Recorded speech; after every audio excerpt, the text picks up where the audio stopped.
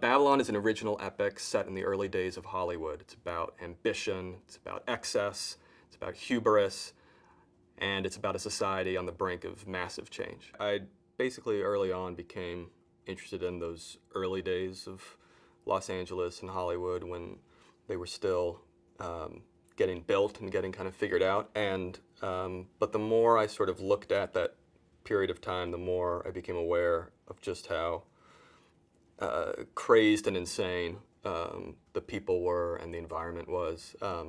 It was this sort of larger-than-life assemblage of misfits of all stripes who kind of came together to build this city out of nothing, build an industry out of nothing. And there's a certain kind of crazed behavior that comes from that. So I wanted to try to capture in a really unvarnished, unsanitized way just the extremes to which they lived and worked and partied, and what that kind of behavior led to, both good and bad. On a bigger level, I think I just liked the idea of looking at a society in change, in the case of Babylon, it's a society that's undergoing a change that's both incredibly rapid and really incredibly violent. I remember being shocked when I first started reading just how many suicides there were, all grouped around this short period of time. It gives you a sense of the human cost of this thing, the human cost of, we like to use words like disruption now in a kind of euphemistic or positive way, but, you look at what these people, these human beings went through at this time, and it puts a face on the damage of that kind of that kind of sea change. The operating principle with Nellie was that she's a force of nature, that she's someone who, kind of crashes into everything that she encounters, but there's a kind of magic that arises from that. It's part of why she becomes a star so quickly. It's also part of why she and her career encounter problems so quickly. But she's very much, I would say, kind of a representative of that real Wild West spirit of the time, where the old rules were out the window. The Victorian age was a memory. World War I had demolished all of that. And here you are in this kind of wide open land of California where, the possibilities seem endless.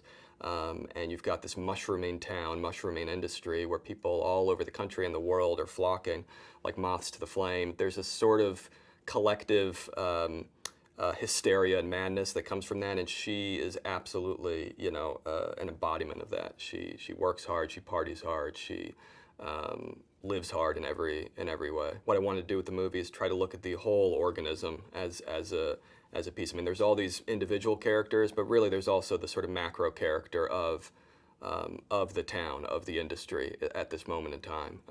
And so I wanted to try to, parallel some of these paths. Someone who's just rising up with someone who is the sort of current king of the moment.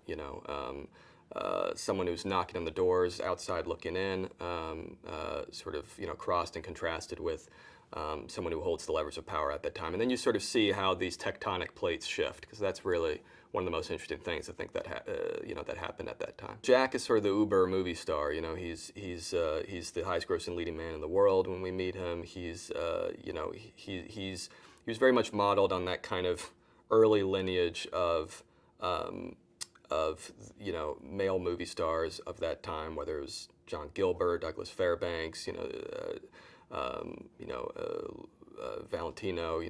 There's a this kind of ideal of the romantic leading man. At a time when, again, the whole idea, you have to remember, the whole idea of a movie star was this sort of novel concept. So Jack Conrad, he's one of these guys who has reached the apogee of stardom right at that moment, at that fulcrum, where the kind of love and adulation he inspires is really hard, I think, even for today, for us to fathom. It's near, it's like a near deity. Manny is our eyes and ears. The idea for me was to, you've got a world here that's so larger than life. I wanted to show what it might be like to experience that from an outsider's point of view. So the idea of someone who, up till the very beginning of the movie, is kind of peering in from the outside, kind of knocking on the doors, wishing he were in this thing that he's kind of on the margins of, and using him as our as our access point, as our ultimately our guide through the story. Eleanor St. John is a combo, journalist, gossip columnist, fixer, puller of the strings, sort of socialite. She's kind of this sort of reigning dowager empress. At least I think that's how she would describe herself of Hollywood. She's modeled on a variety of people. I mean, most specifically Eleanor Glynn. But also, as you get a little bit later in Hollywood, obviously, people like Luella Parsons and Hedda Hopper, and I think she's someone who I think revels in the power she has to kind of, make or break careers and discover people and whatever the opposite of discover people is, sort of make a point of forgetting people. I think a lot of how the movie was structured to me was also just kind of, it wanted to be structured through the idea of these parties and how the parties of LA, of Hollywood, change, because parties can kind of tell you almost everything you need to know about a society. You see who gets in, who doesn't. You see who rules the roost at the party, who doesn't. Within the party, things, people can move up, people can move down. And of course, it's an excuse to get all your characters together if you're doing a big ensemble piece. Her full name's Lady Fei Zhu. She's a actress, singer, performer, title card writer, a little bit of a sort of a Renaissance character, who just kind of wears a lot of hats. Very much like a lot of the people of that time who, might have been mostly defined by one job or another, but really would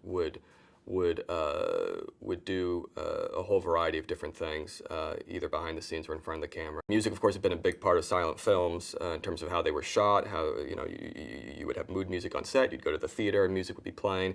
But the idea of actually having music tied to the screen, and the idea of what we now call musicals, and putting musicals on screen, that of course was really a byproduct of sound, and a byproduct also of just the desperation that Hollywood felt right at that moment of trying to figure out some way to justify this invention so it wouldn't be just a novelty. So immediately they turned to what what they deemed the popular music of the time was, what music the kids were listening to, and that's the type of music that Sydney plays. In LA, it was a lot of the kind of music that they would be hearing in Central Avenue, the Central Avenue clubs. This was basically synchronous with in New York, the Harlem Renaissance was happening at this time. So there was this moment for a certain kind of jazz and a certain kind of music that lent itself to what Hollywood thought it needed right at that moment. And so there's this interesting window where just for a matter of a few years, Hollywood started filling short films and even feature films with black performers, black musicians, black actors. There were all black films, famously like Hallelujah and Hearts of Dixie and things like that, and a whole host of shorts featuring people like Duke Ellington, Louis Armstrong, and Bessie Smith, just trying to reach out to the music, basically the most popular musicians at the time, and trying to kind of yoke them to this new thing of sound cinema. So with Sydney, I wanted to try to kind of tell a little bit of that story, and situate someone who, when we first meet him, is very much in the margins of the film industry and has no real interest in the film industry. He just happens to live in the same city, but he is not at all interested in partaking in this thing called Hollywood. But when sound comes in and he's offered a spot, he might hesitate at first, but ultimately he bites, and we go along the ride. We go along for the ride with him. The hope with this was to sort of demolish the expectations of a period piece, and especially of a movie about old Hollywood, to show that that really on the fundamental level there was no difference between then and now, and you know, I mean, something that happened to me a lot when I was researching or kind of putting this together was, I would stumble upon things that shocked me. I'd stumble upon anecdotes or episodes that would just leave my jaw kind of hanging. That's what I wanted the movie to do, and that's what we don't often get from period movies. Something that can really sort of shock and rattle and take an audience on a real roller coaster ride. That was the hope with this. I think what I was drawn to the most was anytime I would see an image from the time or from research that felt like it could have been today, or felt like it could have been from 500 years ago, or felt like it could have been from the future. The idea was to try to, everywhere we could, show you something that you would not expect from your own kind of preconceived notion of the 20s. Sometimes that meant fashions that predated the 20s. Sometimes it would mean fashions that seemed to post-date it. But again, everything was rooted in fact. I mean, everything was rooted in the photographic record, the oral histories, the research, that we all kind of collectively did. We didn't want anything to be anachronistic. We wanted to be true to the time, but we wanted to be true to the time in a way that would completely subvert any expectations. The hope was to have everyone in the movie, whether it's someone you know or someone you don't, feel surprising, feel somehow like it added a new color to the film that wasn't something you were either expecting or something you'd seen before. One of the things that's amazing working with Brad in whatever, I can imagine whatever role. I mean, he's one of the few people today where I think you get some sense of what the old school movie star really might have been like. That sort of larger than life aura that a star of that time could kind of exude seemingly effortlessly. That's the thing with Brad, especially at this point in his career. You don't see the work. It's completely invisible and effortless, and that's part of what's so magical about it. So having him play a movie star of this era and this ilk, it felt meta in the most beautiful way. But it also felt like it gave us something to actually really collaborate on together, to make it and the performance personal, and to have it be a canvas where he could inform it with his own experiences in a way that hopefully take it beyond just a sort of depiction of a movie star and into something where you really see sort of the raw humanity underneath that. For a role like Nellie, you need an actor who truly has no fear, and can just kind of take the screen as though she's sort of grabbing it by the sides and shaking it to do whatever she wants it to do. That to me is Nellie. That to me is Margot. That's where the two of them sort of merge.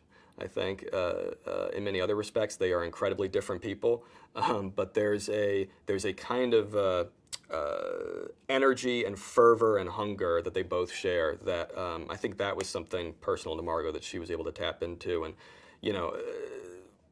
however she summoned those kind of forces forth, again, she did it in a way that was pretty extraordinary. I've been a fan of Jovan's for a while, but I think what was especially exciting to me about working with him in this role is it felt like he could show a whole new side of himself in this role. Sidney has a swagger to him. He's funny. He's sexy. He's headstrong, and he also goes through a real kind of a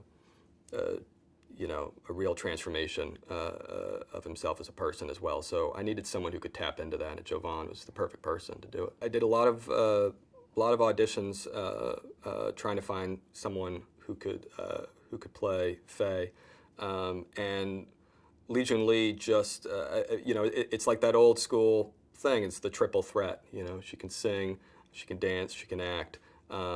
But more importantly than all of that, she just has this kind of way of completely seizing the frame without seeming to do anything. There's, again, an effortlessness to her that just speaks to old school stardom. So it was really exciting to see that quality in someone whose work I didn't really know.